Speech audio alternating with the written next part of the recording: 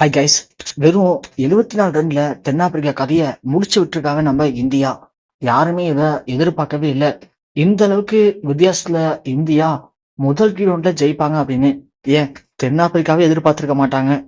டெஸ்ட்ல வேணா இந்தியா கொஞ்சம் சொதப்பிருக்கலாம். ஆனா பொறுத்த வரைக்கும் இந்தியாவுக்கு தனி மவுஸ் இருக்கு. அதே மாதிரி இந்தியா இந்த மேட்ச்ல பயங்கரமா பூந்து பட்டையை கிளப்புனாங்க. சொல்லப்போனா இந்த மேட்சுடைய தோல்விக்கு பிறகு தென்னாப்பிரிக்காவுடைய கேப்டன் மார்க்கம் ரொம்பவுமே கண் கலங்கி பேசியிருக்காரு. சொல்லப்போனா மேட்ச் முடிஞ்சதுக்கு பிறகு தென்னாப்பிரிக்கா டீம் மெம்பர்ஸ் எல்லாருமே ஒரு ஓரமா அப்படியே ஒதுங்கிட்டாங்க. ஸோ யாருமே அந்த இடத்த விட்டு கிளம்பவே இல்லை. மைதானத்துல ஒரு ஓரமா கண் கலங்கி உட்காந்துருக்காங்க. ஏன்னா தென்னாப்பிரிக்கா ரசிகர்கள் எல்லாருமே கண்டிப்பா தென்னாப்பிரிக்கா ஜெயிச்சிடும் அப்படிங்கிற நம்பிக்கையில தென்னாப்பிரிக்காவை கரகோஷத்தோட எழுப்பி விட்டாங்க. ஆனா தென்னாப்பிரிக்காவில எழுந்திருக்க தான் முடியல. ஏன்னா அந்த அளவுக்கு இந்தியா பவுலிங்ல வேற லெவல் சம்பவம் பண்ணாங்க. ஸோ தென்னாப்பிரிக்கா வீரர்கள் எல்லாருமே கண் கலங்கி ஒரு ஓரமா உட்கார்ந்துருக்கும் போது நம்ம டீம் இந்தியா பிளேயர்ஸ் எல்லாம் போயிட்டு தென்னாப்பிரிக்கா வீரர்களை சமாதானப்படுத்திருக்காங்க. அப்படி சமாதானப்படுத்துறது மட்டும் இல்லாம மேன் ஆஃப் த மேட்ச்லாம் அறிவிச்சதுக்கு அப்புறம் தென்னாப்பிரிக்கா கேப்டன் மார்க்கம் என்ன பேசியிருக்காரு அப்படின்னா, ஸோ நாங்க நல்லாவே ஏமாற்றப்பட்டுட்டோம், நாங்க முட்டாளாக்கப்பட்டோம்.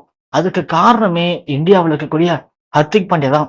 ஹர்திக் பாண்டியா எல்லா மேட்சும் அந்த அளவுக்கு ப்ளே பண்ணி நாங்க பார்த்ததில்ல. ஏதோ ஒரு மேட்ச் விளையாடுவாரு எங்களுக்கு தெரியும். மற்ற வீரர்கள் எல்லாரையுமே நாங்க சரசரன்னு விக்கெட் எடுத்துட்டோம். போற போக்க பார்த்தா இந்தியா 100 ரன் கூட அடிக்க மாட்டாங்க, நாங்க ஈஸியா ஜெயிச்சிடலான்னு பகல் கனவு கண்டோம். அது நாங்க பண்ண மிகப்பெரிய முட்டாள்தனம் அப்படிங்கிறத ஹர்திக் பாண்டியா எங்களுக்கு நல்லாவே நிரூபிச்சிட்டாரு. நாங்க இதை சுத்தமா எதிர்பார்க்கவே இல்லை. நாங்க எதிர்பார்க்காத நேரத்துல ஹர்திக் பாண்டியா உள்ள பூந்து அவர் விளையாண்ட அந்த ஆட்டம் தான் எங்களை இன்னைக்கு தோக்கடிச்சிருக்கு. இல்லைன்னா முதல் T20 எங்களுக்கு சாதகமா அமைஞ்சிருக்கும், நாங்க ஈஸியா ஜெயிச்சிருப்போம்.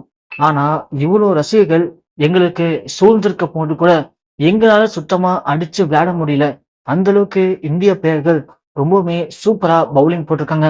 பேட்டிங்கை பொறுத்த வரைக்கும் ஹர்திக் பாண்டியா அந்த அளவுக்கு சூப்பரா பர்ஃபார்மன்ஸ் பண்ணாரு அப்படின்னா, பவுலிங்கை பொறுத்த வரைக்கும் இவர் தான் அப்படின்னு எங்களால யாரையுமே காரணம் சொல்ல முடியல. அந்த அளவுக்கு இந்திய பவுலர்கள் எல்லாருமே ரொம்ப வித்தியாசமா ரொம்ப பயங்கரமா அட்டாக் பண்றாங்க. உண்மையை சொல்லணும் அப்படின்னா இந்தியாவுடைய பேட்டிங்கை தாண்டி பவுலிங் வேற லெவல்ல இருக்கு. இந்த மாதிரி பவுலர்கள் இந்தியா கிட்ட இருக்க வரைக்கும் இந்தியாவை வீழ்த்துறது அப்படிங்கிறது அவ்வளவு ஈஸி இல்லை. நாங்க பகிரங்கமா ஒத்துக்கிறோம், உண்மையிலேயே நாங்க முட்டாளாக்கப்பட்டுட்டோம் தான், அதனால நாங்க தோத்து போயிட்டோம். ஆனா அடுத்த மேட்ச்ல கண்டிப்பா இதுக்கு நாங்க பதிலடி கொடுப்போம். பதிலடி கொடுக்க போறோம் அப்படின்னா எப்படின்னு தெரியல. ஆனா எப்படியும் இந்தியாவுடைய பவுலிங்கை எப்படி ஃபேஸ் பண்றது அப்படிங்கிறத கண்டிப்பா கத்துப்போம். கத்துக்கிட்டு இந்தியா எங்களுக்கு கொடுத்த இந்த அவமானத்தை நாங்க தொடைக்காம விட மாட்டோம், இந்தியாவை பழிக்கு பழி வாங்காம விட மாட்டோம் அப்படின்னு மார்க்ரம் ரொம்பவுமே படு கோபமா பேசியிருக்காரு. ஒரு பக்கம் மார்க்ரம் பேசுறதுல நியாயம் இருக்கலாம். ஏன்னா தோத்து போயிருக்காங்க. தோத்து போன அந்த அசிங்கத்துல அந்த விரக்தியில கூட அப்படி பேசிருக்கலாம். ஆனா அவர் பேசுனதுல சில உண்மைகளும் இருக்கு. என்ன அப்படின்னா இந்தியாவுடைய பவுலிங் தான். இந்தியாவுல பேட்டிங் எந்த அளவுக்கு ஸ்ட்ராங்கா இருக்கோ அதே மாதிரி இந்தியாவுல பவுலிங் படு ஸ்ட்ராங்கா இருக்கு. இந்தியாவுல இந்த அளவுக்கு ஒரு ஸ்ட்ராங்கான பவுலர்ஸ் இருக்க வரைக்கும் இந்தியாவை யாருமே வீழ்த்த முடியாது. சொல்ல போனா தென்னாப்பிரிக்கா T20ல 200 ரன் அடிக்கிற அளவுக்கு பேட்ஸ்மேன்கள் இருக்காங்க. ஆனா தென்னாப்பிரிக்காவில வெறும் 160 ரன் கூட அடிக்க முடியாம வெறும் 74 ரன்ல சுருண்டு போனாங்க அப்படின்னா அதற்கு மிக முக்கியமான காரணமே இந்தியாவுடைய அந்த ஸ்ட்ராங்கான பவுலிங் அப்படிங்கிறத நாம ஒத்துக்கிட்டு தான் ஆகணும்.